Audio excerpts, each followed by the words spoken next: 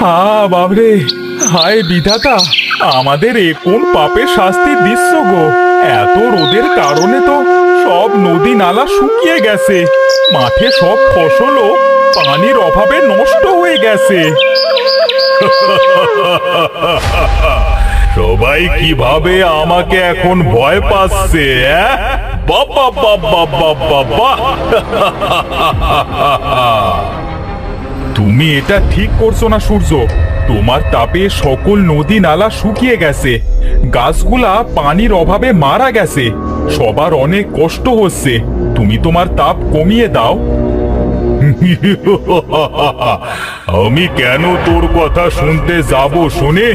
আমি এই আকাশের রাজা, আমি যা চাইবো তাই হবে। তুই যা তো এখান থেকে, যা।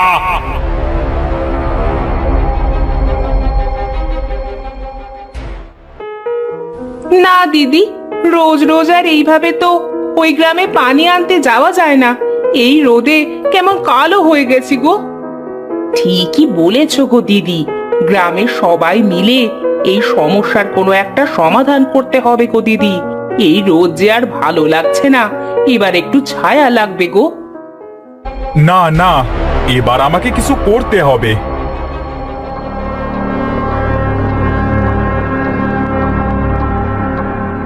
কি রে, তুই আবার কেন এসেছিস আমার কাছে শুনি? কি বলতে চাস? তুমি যদি আকাশের রাজা হও, তাহলে আমিও মেঘের রাজা। তুমি দেখো এবার আমি কি করতে পারি। তাই নাকি? হ্যাঁ, দেখি তো তুই কি করতে পারিস।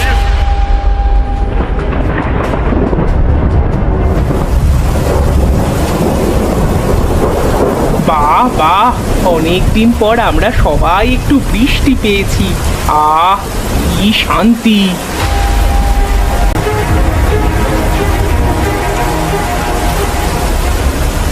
হায় হায়, এটা আমাদের কি হলো? আমরা এবার কোথায় যাব? এই পানিতে তো এবার আমাদের সবাইকে মরতে হবে। না না, মেঘ, তুমি এবার তোমার বৃষ্টি দেওয়া বন্ধ করো, না হলে তো এরা সবাই পানিতে ডুবে মারা যাবে। হ্যাঁ, তুমি ঠিকই বলেছ।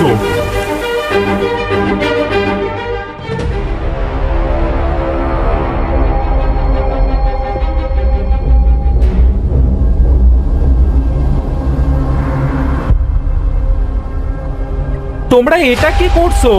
এভাবে সব গাছগুলা কেন কাটছো গো?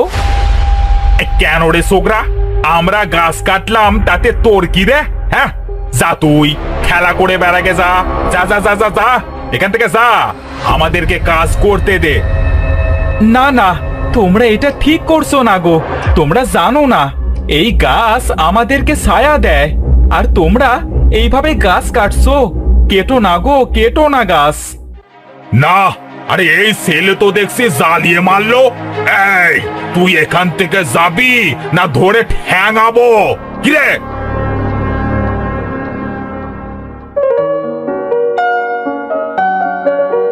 কেউ আমার কথা শোনে না। আমি ছোট বলে সবাই আমাকে এড়িয়ে চলে।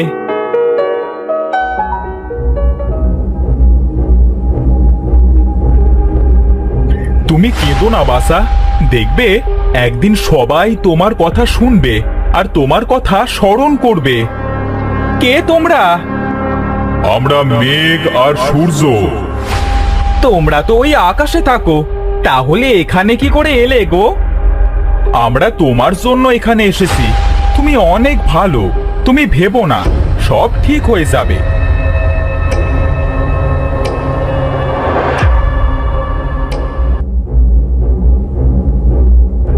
ওরে বাবা রে, মরে গেলাম রে। কোনো বৃষ্টি নেই, শুধু রোদ আর রোদ।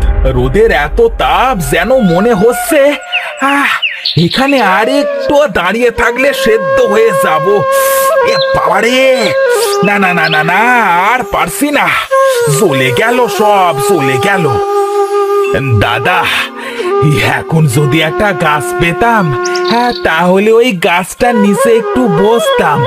আরে, এই রোদ আর আমাদের গায়ে লাগতো না। হ্যাঁ, কেন যে গাছগুলো কাটতে গেলাম। হ্যাঁ রে, তুই ঠিকই বলেছিস। হ্যাঁ, যাই, বাড়িতে যাই। এখানে আর থাকা যাবে না।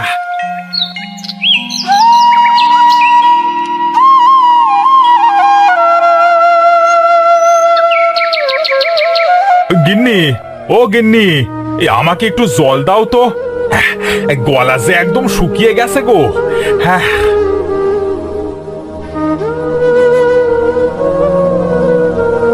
বলি জল কোথা থেকে পাবো শুনি? গ্রামে কোথাও কোনো জল নেই, এবার জল না খেয়ে মরতে হবে। কি বলছো গো গিন্নি?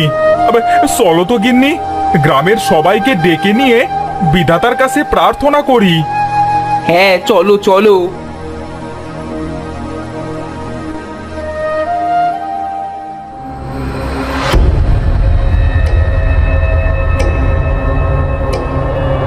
এই তো, এই তো মেঘ ধরেছে, এবার বৃষ্টিও হবে। হ্যাঁ, এবার বৃষ্টি হবে। বৃষ্টি বৃষ্টি।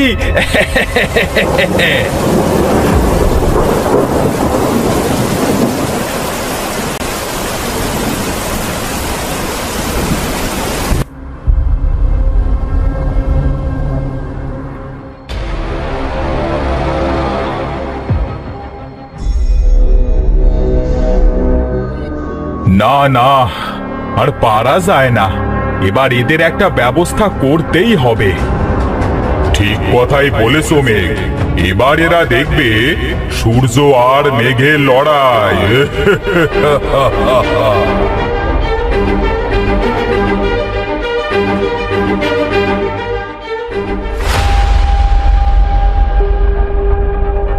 আমি বলেছিলাম, তোমরা কেউ আমার কথা শোনোনি। এখন কি করবে তোমরা? তবে রে, দাঁড়া, তোকে আজ মেরেই ফেলবো। তোর জন্য আমাদের এই অবস্থা।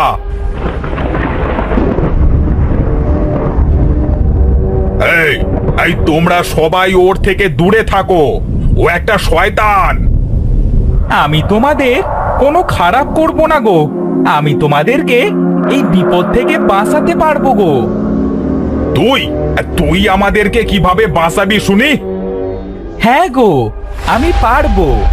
আমার সূর্য বন্ধু আর মেঘ বন্ধু তোমাদের উপর অখুশি হয়েছে গো, সেই জন্য তারা কোনো আলো বৃষ্টি দিচ্ছে না গো। তুই কি ঠিক বলেছিস?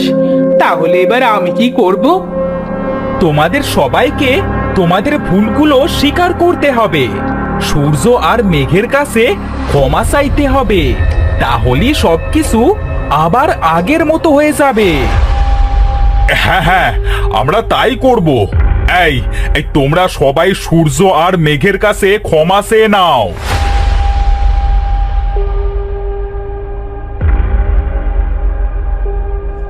মেঘ বন্ধু, তুমি আমাকে মাফ করে দাও, আমি তোমার উপর অনেক অন্যায় করেছি।